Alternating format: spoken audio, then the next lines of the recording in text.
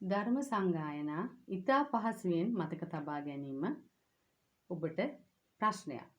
ඒ හින්දා විරිදුවක් වැනි පොඩි කෙටි කවියකින් ඔබට ඒ සංගායනා මතක තබා ගන්න පහසුයි. පළමු ධර්ම සංගායනාව විරිදුවකින්. පිරිනිවනින් තෙමස ගෙවි සුභද්‍රගේ අභද්‍ර වූ තෙපුල් නිසා සංගායනේ පළමුව තැබුවා.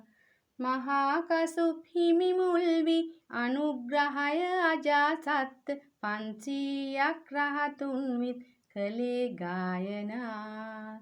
හිමියානන්දට දීඝනිකායද මජ්ක්‍ධිම සැරියුත් හිමියන් හටද සංයුක්තය කසුප් හිමිට කුද්දක සැම භික්ෂූන් හට බෙදා වෙන් කළේ. අංගුත්තරයත් අනුරුද්ධ හිමිටද භානක පරපුරවල් ලෙස බෙදා වෙන් කළේ.